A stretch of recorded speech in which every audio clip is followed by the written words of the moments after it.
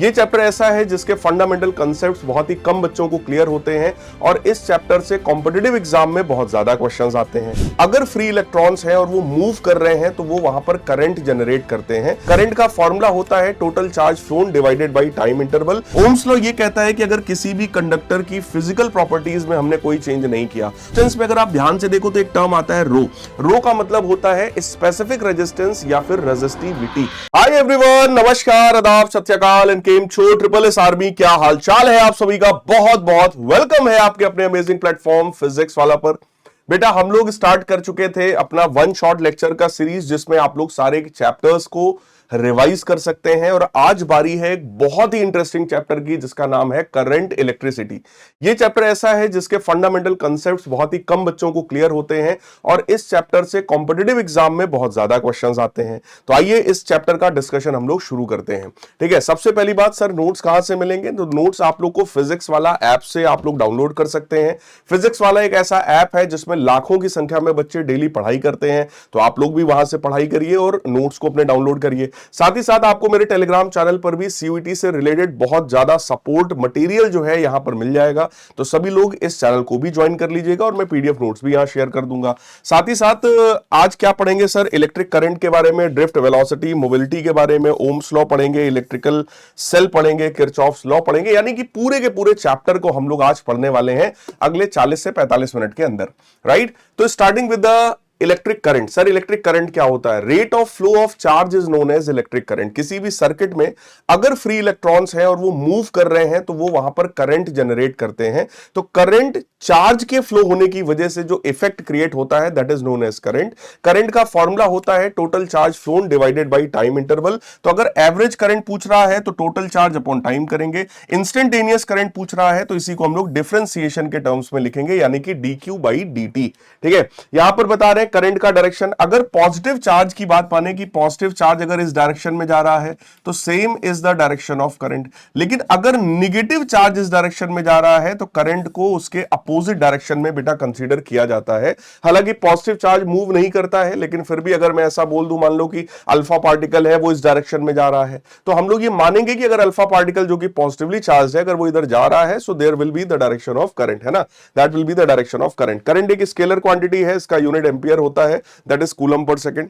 अगली क्वांटिटी आती है करंट डेंसिटी। देखो करंट का जो डायरेक्शन था उसको हम रिप्रेजेंट करने के लिए एक नई क्वांटिटी बनाते हैं जिसका नाम है करंट डेंसिटी।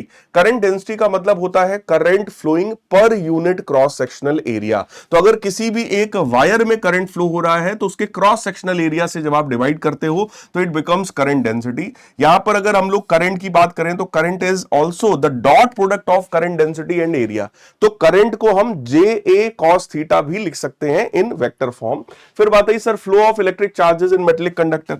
अगर बेटा किसी भी एक मेटेलिक कंडक्टर की बात किया जाए तो जब तक आप इसमें कोई भी सेल या बैटरी कनेक्ट नहीं करेंगे इसमें करंट नहीं फ्लो होता है, क्योंकि एवरेज करंट की वैल्यू यहां 0 है, क्योंकि कोई इलेक्ट्रॉन इधर की तरफ जाएगा तो कोई इलेक्ट्रॉन इधर की तरफ जाएगा, कोई ऊपर जाएगा तो कोई नीचे जाएगा। ओवरऑल ये सारे इलेक्ट्रॉन्स एक दूसरे के इफेक्ट को कैंसिल आउट कर देंगे, तो नेट करंट यहां 0 हो जाता है। लेकिन सर अगर इसमें मैं करंट फ्लो कराना चाहता हूं तो क्या करूं?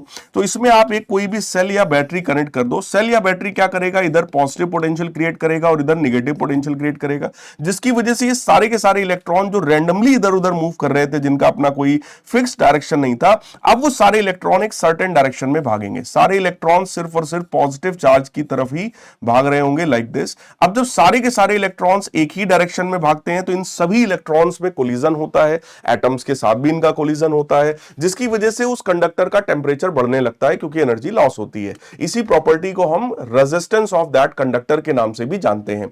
अब इन सारे इलेक्ट्रॉन्स की जो एवरेज वेलोसिटी होती है बेटा उसको ड्रिफ्ट वेलोसिटी के नाम से जानते हैं। ड्रिफ्ट वेलोसिटी का वैल्यू होता है E by m into tau के बराबर। माइनस का साइन ये शो कर रहा है कि अगर इलेक्ट्रिक फील्ड राइट साइड में है तो ड्रिफ्ट वेलोसिटी अपोजिट डायरेक्शन में होगा, यानी इलेक्ट्रिक फील्ड के अपोजिट डायरेक्शन में इलेक्ट्रॉन्स मूव कर रहे होंगे। सर ये टाउ क्या है? टाउ का मतलब होता है एवरेज रिलैक्सेशन टाइम। सर ये रिलैक्सेशन टाइम क्या है? दो सक्सेसिव कोलिजन्स के बीच का जो टाइम इंटरवल होता है उसी को हम लोग एवरेज रिलैक्सेशन टाइम बोलते हैं, जिसका फॉर्मूला आप mean free path divided by RMS velocity of electrons ऐसा भी लिख सकते हो। तो मीन फ्री पाथ मतलब दो सक्सेसिव कोलिजन्स के बीच में जो एवरेज डिस्टेंस वो कवर कर रहा है, और root mean square velocity of electron, तो सिंपल चीज है ना। अब बात है सर मोबिलिटी क्या होता है। मोबिलिटी का मतलब है drift velocity per unit electric field, यानी ड्रिफ्ट वेलोसिटी तो आप लोग पढ़ चुके हैं, इसी इलेक्ट्रिक फील्ड को नीचे ले आओ तो ये मोबिलिटी बन जाता है। और मोबिलिटी ये रिप्रेजेंट करता है कि किसी भी एक सब्सटेंस में इलेक्ट्रॉन्स कितना स्मूथली फ्लो कर रहा है। जैसे सबसे बढ़िया कंडक्टर कौन है, सिल्वर, उसके बाद कौन आता है, कॉपर। तो सर सिल्वर और कॉपर में क्या डिफरेंस है, सिल्वर में जो इलेक्ट्रॉन्स है उनकी मोबिलिटी ज्यादा होगी, तो वो इजीली फ्लो कर पा रहे होंगे in comparison to copper and then aluminium. तो कहने का मतलब मोबिलिटी अगर ज्यादा बढ़िया है तो उस सब्सटेंस में कंडक्टर की जो प्रॉपर्टी है वो ज्यादा होती है, राइट। फिर बात आई सर इन दोनों के बीच का रिलेशन, बोर्ड एग्जाम के पॉइंट ऑफ व्यू से तो बहुत ज्यादा इंपॉर्टेंट डेरिवेशन है, बाकी आपके सीवीटी में भी इस पर क्वेश्चन पूछा जा सकता है। तो करंट की वैल्यू NEAVD के बराबर है, जहां पे N का मतलब होता है number of electrons per unit volume, E का मतलब इलेक्ट्रॉन का चार्ज, A का मतलब cross sectional area of that conductor, और VD का मतलब होता है ड्रिफ्ट वेलोसिटी, जो हम लोगों ने पीछे पढ़ा। ड्रिफ्ट वेलोसिटी को हम मोबिलिटी टाइम्स इलेक्ट्रिक फील्ड ऐसा भी लिख सकते हैं। तो एक फॉर्मूला बेटा यहां पर और बन जाता है लाइक दिस। फिर बात आई सर ओम्स लॉ क्या है। ओम्स लॉ ये कहता है कि अगर किसी भी कंडक्टर की फिजिकल प्रॉपर्टीज में हमने कोई चेंज नहीं किया, उसके लेंथ में, उसके एरिया में, उसके टेम्परेचर में अगर हमने कोई भी चेंज नहीं किया है, तो उसके अक्रॉस जो पोटेंशियल डिफरेंस होता है that is directly proportional to current. या मैं उल्टा बोलूं कि current is directly proportional to potential difference. जितना ज्यादा एंड्स के अक्रॉस पोटेंशियल डिफरेंस होगा बेटा, करंट की वैल्यू भी उतनी ही ज्यादा फ्लो होने वाली है। तो यहां पर एक फॉर्मूला आता है V बराबर IR, जो कि आप लोग क्लास 10 से पढ़ रहे हैं, जहां पर R का मतलब होता है रेजिस्टेंस ऑफ दैट कंडक्टर, ठीक है। इसी रेजिस्टेंस का एक फॉर्मूला और होता है रो L बाई A, या फिर ML upon NE square tau into A, जहां पे M क्या है, mass of one electron, L is length of a conductor, N का मतलब number of electrons per unit volume, E का मतलब इलेक्ट्रॉन का charge, tau is average relaxation time and A is cross sectional area of that conductor. तो ये resistance हो गया। Resistance में अगर आप ध्यान से देखो तो एक टर्म आता है रो। रो का मतलब होता है स्पेसिफिक रेजिस्टेंस या फिर रेजिस्टिविटी। रेजिस्टिविटी का सर मतलब क्या है, अगर कोई ऐसा कंडक्टर ले लें बेटा जिसका लेंथ 1 यूनिट हो और जिसका cross sectional area 1 unit square के बराबर हो, तो उसका जो रेजिस्टेंस होता है उसी को रेजिस्टिविटी कहते हैं। रेजिस्टिविटी मटेरियल की प्रॉपर्टी है और सिर्फ टेंपरेचर पर डिपेंड करती है, जबकि रेजिस्टेंस मटेरियल पर भी डिपेंडेंट है, टेंपरेचर पर भी डिपेंडेंट है, और ज्योमेट्री यानी लेंथ और एरिया पर भी डिपेंडेंट होता है। अब यहां पर बात आई सर अगर मैं किसी भी वायर के लेंथ को बढ़ा दूं तो क्या होगा। बेटा अगर आपने लेंथ को बढ़ाया है तो ऐसे केसेस में resistance directly proportional to length होता है, बट अगर आपने खींच के बढ़ाया है तो ऐसे कंडीशन में resistance proportional to L square होता है, ठीक है। यहां पर है अक्सर अगर मैंने दो वायर्स ले लिए जिसमें एक का एरिया कम है, एक का ज्यादा है, तो जिसका एरिया कम होगा बेटा उसका रेजिस्टेंस ज्यादा होगा। लेकिन अगर आपने वायर को खींचा है, उसकी वजह से उसका एरिया कम हुआ है, तो ऐसे में रेजिस्टेंस का फॉर्मूला होता है, या resistance inversely proportional to area का स्क्वायर है। देखो जब आप किसी भी वायर को खींचते हो ना, तो उसमें वॉल्यूम उसका कांस्टेंट होता है, यानी कि एरिया इनटू लेंथ की जो वैल्यू है for that conductor it becomes constant. तो इस वाली प्रॉपर्टी का यूज करके हम लोग यहां पे निकालते हैं कि resistance is directly proportional to length का स्क्वायर, ठीक है।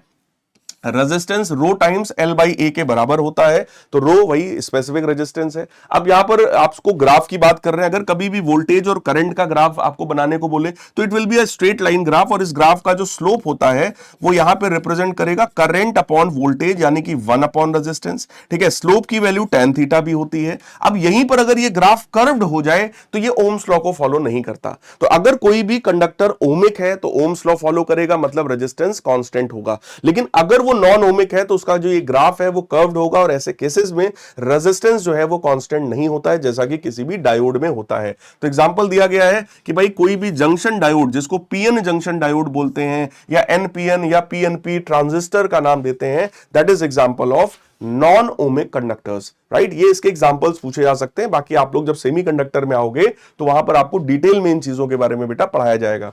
फिर बात आ गई सर हीट की वैल्यू क्या है, जूल्स लॉ ऑफ हीटिंग क्या है। तो जूल्स लॉ ऑफ हीटिंग कहता है कि heat is directly proportional to square of the current, heat is directly proportional to resistance, heat is directly proportional to time interval. तो H बराबर I square RT के बराबर है, और यहां पर जो हीट आएगा वो जूल्स में निकल करके आएगा। कभी भी कैलोरी में कन्वर्ट करने को बोले तो 1 कैलोरी जो है वो 4.18 जूल्स के बराबर होता है। इस वाले फॉर्मूले को, इस वाले कन्वर्जन को याद रखिएगा, तो इससे आप जूल या कैलोरी किसी में भी कन्वर्ट कर सकते हो। फिर बात आई सर पावर क्या होता है। So power is defined as rate of consumption of energy या फिर work done upon time taken. Power के फॉर्मूले हैं वर्क अपॉन टाइम या एनर्जी कंज्यूम्ड अपॉन टाइम या फिर VI I स्क्वायर R या V स्क्वायर बटे R। इन फॉर्मूले को ध्यान रखिएगा, आपको ऐसे याद भी होंगे। फिर बात आई सर रेजिस्टिविटी क्या है। रेजिस्टिविटी किसी भी मटेरियल की प्रॉपर्टी होती है, टेंपरेचर पर डिपेंडेंट होती है, और रेजिस्टिविटी की वैल्यू है M upon N E square tau के बराबर। इसके बारे में हम लोग पहले ही डिस्कशन कर चुके हैं, ठीक है। रेजिस्टेंस का रेसिप्रोकल होता है कंडक्टेंस, और रेजिस्टिविटी का रेसिप्रोकल होता है कंडक्टिविटी। उसके बाद सर टेंपरेचर पर क्या डिपेंडेंस है। किसी भी कंडक्टर के केस में अगर आप टेंपरेचर को बढ़ाते जाएंगे तो उसका जो रेजिस्टेंस है वो बढ़ता है। क्यों? क्योंकि कोलिजन बढ़ जाता है बेटा, ठीक है। लेकिन अगर सेमीकंडक्टर की मैं बात करूं तो वहां पर टेंपरेचर को बढ़ाने से बॉन्ड टूटता है, फ्री इलेक्ट्रॉन्स क्रिएट होते हैं, इसलिए वहां पे कंडक्टेंस बढ़ता है और रेजिस्टेंस कम हो जाता है। यानी कि अगर मैं कंडक्टर की बात करूं तो कंडक्टर के केस में अल्फा पॉजिटिव है, जिसको हम टेंपरेचर कोफिशिएंट ऑफ रेजिस्टेंस बोलते हैं। In case of conductor it is positive, graph will be something like this. और सेमीकंडक्टर के केस में that alpha will be negative, यानी टेंपरेचर को बढ़ाने पर यहां पर रेजिस्टेंस की जो वैल्यू है या रेजिस्टिविटी की जो वैल्यू है वो कम होगी, बट यहां पर क्या है, टेंपरेचर को बढ़ाने पर रेजिस्टेंस या रेजिस्टिविटी जो भी है वो बढ़ रहा होगा। ये पॉइंट को ध्यान रखिएगा। सेमीकंडक्टर में जस्ट अपोजिट होता है, रीजन मैंने आपको बताया। ग्राफ को ऑब्जर्व करो, यहां टेंपरेचर बढ़ाने पर रेजिस्टिविटी बढ़ रही है बट यहां पे घट रही है, ठीक। फॉर्मूला क्या है sir, resistance at T degree Celsius is equal to resistance at 0 degree Celsius,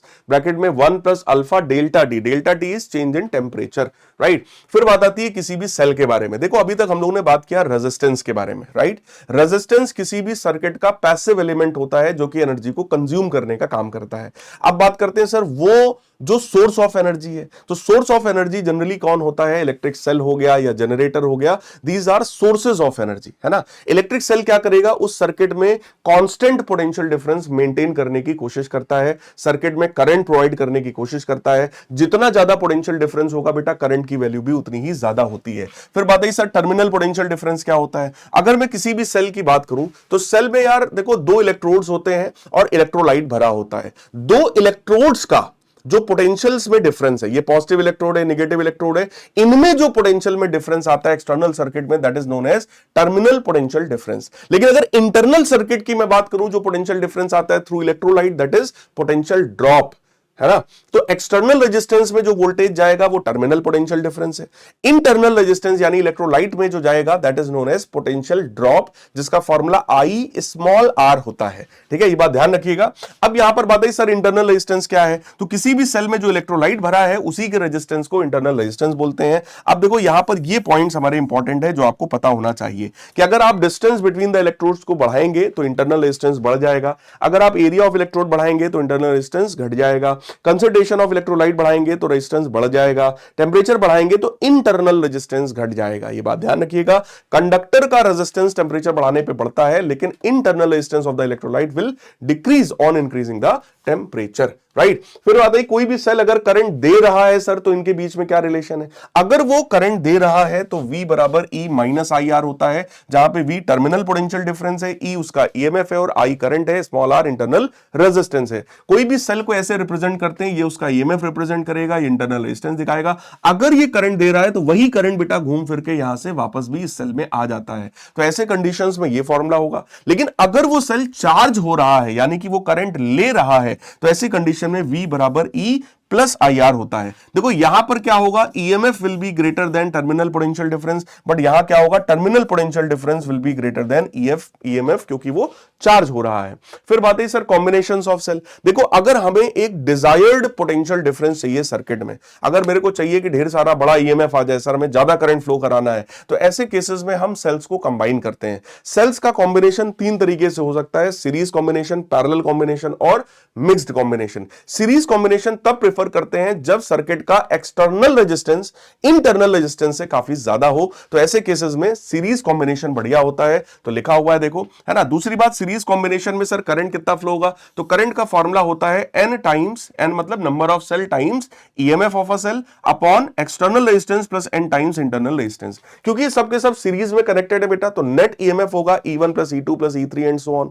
अगर सभी का ईएमएफ सेम है तो n टाइम्स E हो जाएगा, जो यहां लिखा हुआ है, ठीक है। इंटरनल रेजिस्टेंसेस की बात करें, सभी सीरीज में कनेक्टेड है तो R1 plus R2 plus R3 and so on. सभी सेम है तो n टाइम्स स्मॉल r हो जाएगा, और कैपिटल R भी उसके साथ सीरीज में जुड़ा हुआ है तो उसको भी हम लोग सिंपली ऐड कर देंगे, राइट। अब बात आई सर अगर पैरेलल में कनेक्टेड हो तो क्या, पैरेलल में देखो प्रीफर तब करते हैं जब इंटरनल रेजिस्टेंसेस की वैल्यू एक्सटर्नल रेजिस्टेंस से बहुत ज्यादा हो, ठीक है। और यहां पर फॉर्मूला होता है ईएमएफ अपॉन कैप जो एक्सटर्नल रेजिस्टेंस है plus small r by n। Sir ये स्मॉल r बाई n कहां से आया, देखो ये सारे के सारे सेल्स जो हैं बेटा वो पैरेलल में कनेक्टेड हैं, तो उनका जो इफेक्टिव इंटरनल रेजिस्टेंस अगर आप निकालेंगे तो उसका फॉर्मूला बनेगा कुछ इस तरीके से 1 upon R1 plus 1 upon R2 plus 1 upon R3 up to 1 upon Rn। अगर ये सभी के रेजिस्टेंसेस सेम हैं तो ऐसे केसेस में फॉर्मूला बनेगा 1 अपॉन R डैश बराबर n बाई R।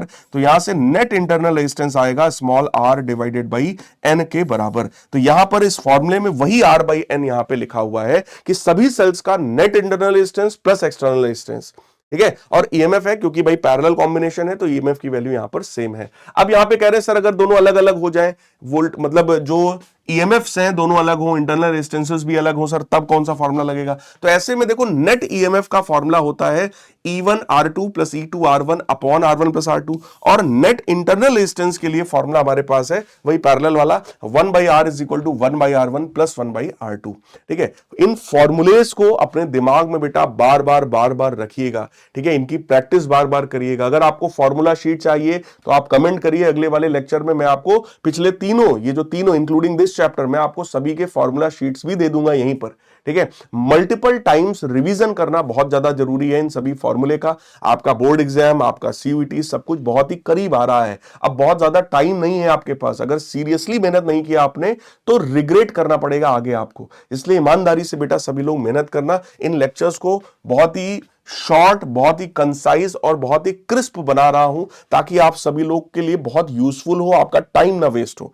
मतलब सीयूटी वाले एग्जाम के दिन भी अगर आप सुबह सोचो कि लाओ करंट इलेक्ट्रिसिटी रिवाइज कर लें तो ये लेक्चर आपको याद आएगा कि हाँ यार सर ने 45 मिनट 40 मिनट के अंदर बहुत तगड़ा पढ़ाया था, लाओ यहां से रिवाइज करते हैं। तो इस पॉइंट को ध्यान रखिएगा, उसके थ्रू रिवीजन करिएगा, राइट। अब आता थी सर अगर मिक्स्ड ग्रुपिंग कर दें तो कुछ को हम लोग सीरीज में जोड़ें और कुछ इस तरीके की पैरेलल में जोड़ दें, तो ऐसे में करंट का फॉर्मूला होता है बेटा n times EMF upon external resistance plus net internal resistance, जो कि NR बाई M आएगा, वो आप कैलकुलेट करके निकाल सकते हो। अगर एक्सटर्नल रेजिस्टेंस इंटरनल रेजिस्टेंस के बराबर हो तभी हम लोग मिक्स्ड ग्रुपिंग करते हैं, और इस कंडीशन में सर्किट में जो करंट फ्लो होता है दैट विल बी मैक्सिमम।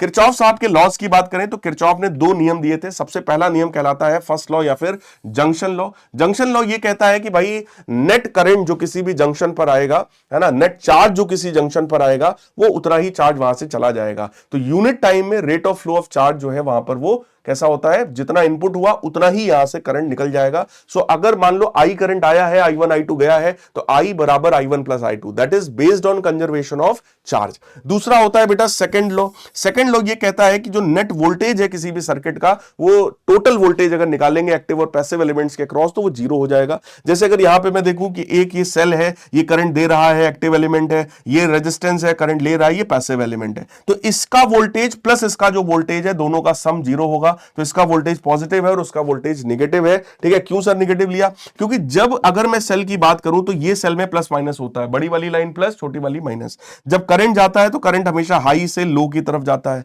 जब कोई भी करंट इस रेजिस्टेंस से पास होगा तो उसका जो वोल्टेज है वो घट जाएगा इससे पास होने के बाद, राइट। तो V minus IR is equal to zero, that is known as conservation of energy, या इसी को हम लोग सेकंड लॉ भी कहते हैं।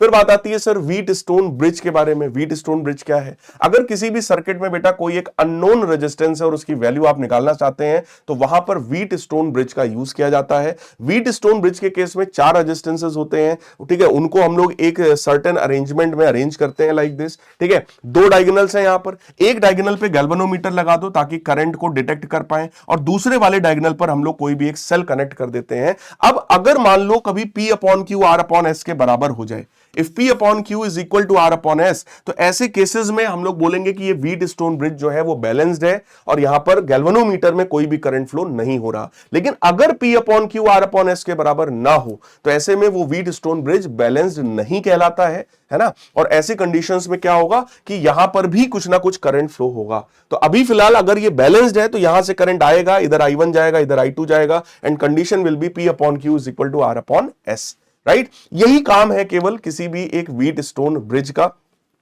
पहचानने का तरीका सिंपल है, अगर किसी भी सर्किट में 4 या 5 रेजिस्टेंसेस दिए हैं तो वहां थोड़ा ध्यान से देखिएगा, हो सकता है ये व्हीटस्टोन ब्रिज वहां पर बन रहा हो, right. So this was all about this chapter. ठीक है, आप सभी का काम अब ये है कि आपने इस चैप्टर को क्विकली मेरे साथ रिवाइज कर लिया है लगभग 20 मिनट में।